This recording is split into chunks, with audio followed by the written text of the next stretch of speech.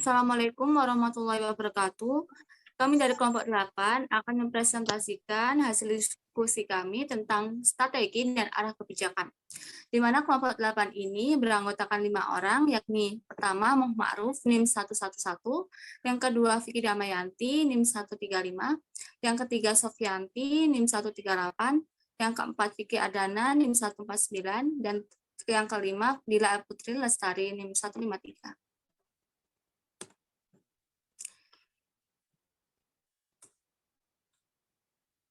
Kami akan membahas tentang strategi dan arah kebijakan. Dalam proses pembangunan daerah tentunya memiliki berbagai permasalahan dan harus diselesaikan. Maka dari itu, strategi dan arah kebijakan sangat diperlukan oleh pemerintah daerah agar proses pembangunan dapat terarah dengan jelas dan berjalan dengan baik. Next.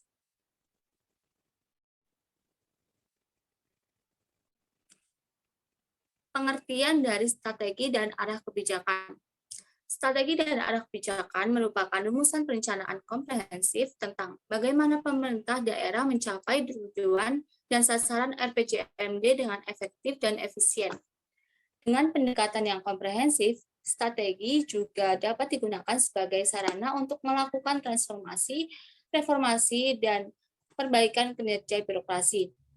Perencanaan strategis tidak saja mengagendakan aktivitas pembangunan, tetapi juga segala program yang mendukung dan menciptakan layanan masyarakat tersebut dapat digunakan dengan baik, termasuk di dalamnya upaya memperbaiki kinerja dan kapasitas birokrasi, sistem manajemen, dan pemanfaatan teknologi informasi. Next. Nah, strategi merupakan langkah-langkah yang berisikan program-program indikatif untuk mewujudkan visi dan misi. Strategi harus dijadikan salah satu rujukan penting dalam perencanaan pembangunan daerah. Rumusan strategi berupa pernyataan yang menjelaskan bagaimana tujuan dan sasaran akan dicapai, yang selanjutnya diperjelas dengan serangkaian arah kebijakan. Nah, strategi adalah pernyataan yang menjelaskan bagaimana tujuan dan sasaran akan dicapai, dan selanjutnya diperjelas dengan serangkaian arah kebijakan. Perumusan alternatif rancangan strategi dalam penyusunan dokumen analisis arah kebijakan pembangunan suatu daerah dilakukan dengan menggunakan metode analisis SWOT yang diawali dengan mengidentifikasi dan menganalisis faktor-faktor strategis internal maupun eksternal.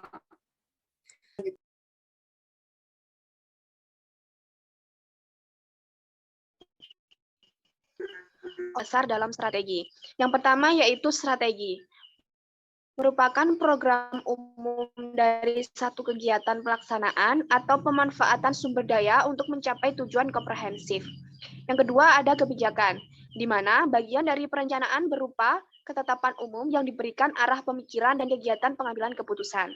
Yang ketiga ada prosedur, di mana bagian dari perencanaan yang menetapkan metode yang dibutuhkan untuk mencapai tujuan yang lebih yang telah ditetapkan sehingga ada petunjuk untuk mengambil keputusan dan bertindak. Kemudian ada program, di mana satu kumpulan dari tujuan prosedur peraturan langkah yang akan diambil pemanfaatan sumber daya dan elemen lainnya yang dibutuhkan bagi pelaksanaan kegiatan yang umumnya didukung oleh anggaran. Yang terakhir yaitu ada anggaran, di mana satu kebijakan diharapkan dapat mewujudkan hasil yang diinginkan. Next slide. Kemudian ada beberapa kegunaan strategi yang kami tampilkan di sini. Yang pertama yaitu untuk mengatasi isu yang dihadapi. Kemudian strategi berorientasi pada perubahan struktural. Strategi berkaitan dengan memposisikan organisasi dalam menghadapi perubahan-perubahan. Yang selanjutnya ada review terhadap strategi masa lalu yang berhasil ataupun yang kurang berhasil. Yang terakhir, pastikan bahwa masing-masing strategi tidak saling bertentangan atau menimbulkan konflik, tetapi saling mendukung dan melengkapi.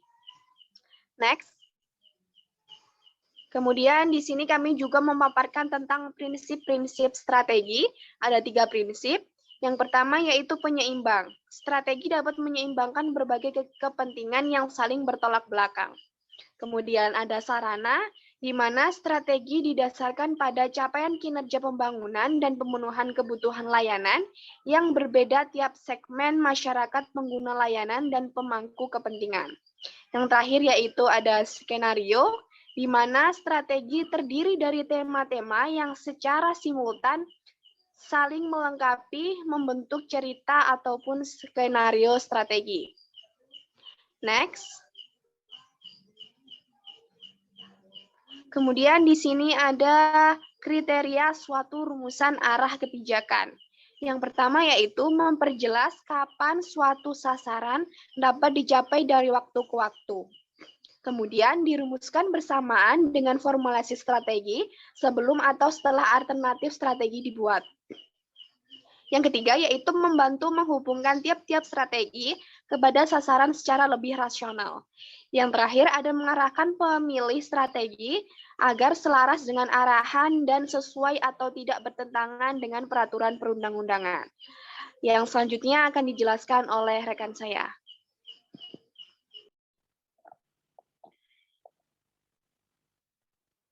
Selanjutnya yaitu ada langkah penyusunan arah kebijakan. Arah kebijakan sendiri yaitu pedoman untuk mengarahkan rumusan strategi yang dipilih agar lebih terarah dalam mencapai tujuan dan sasaran dari waktu ke waktu selama 5 tahun. Adapun langkah-langkah penyusunan arah kebijakan sendiri yaitu mengklarifikasi tujuan dan sasaran yang akan dicapai, mengelompokkan prioritas isu-isu kritis yang akan diselesaikan, merumuskan program atau kegiatan yang akan dilaksanakan sebagai respon dari masalah atau isu-isu kritis, menyusun arah kebijakan berdasarkan pengelompokan program atau kegiatan yang akan dilaksanakan dengan mengacu pada tujuan dan sasaran. Next.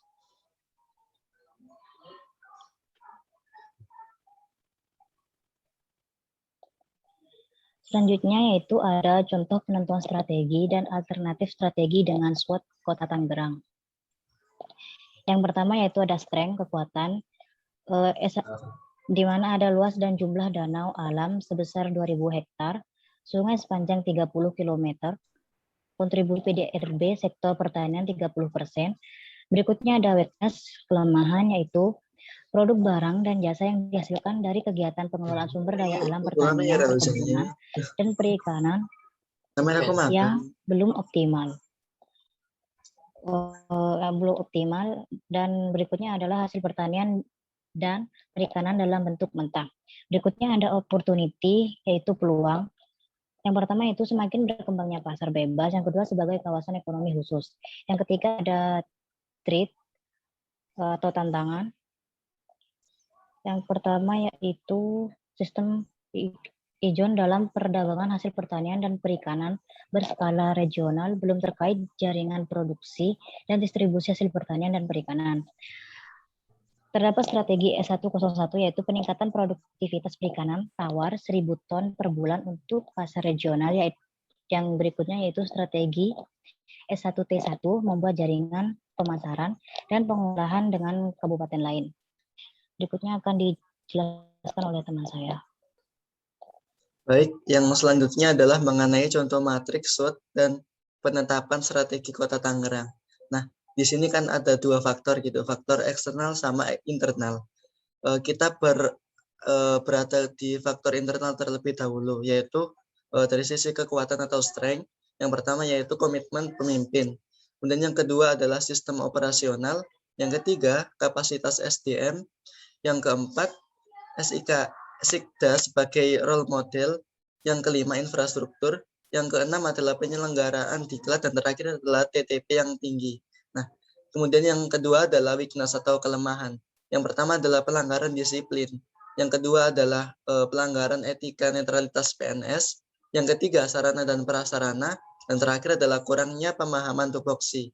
Kemudian kita beralih ke faktor eksternal, yaitu yang pertama opportunity atau peluang. Yang pertama yaitu ekspektasi masyarakat terhadap profesionalisme aparatur itu masih kurang bisa dipercayakan gitu dari masyarakat kepada aparatur negara. Kemudian yang kedua adalah terbitnya Undang-Undang ASN dan turunan peraturan di bawahnya.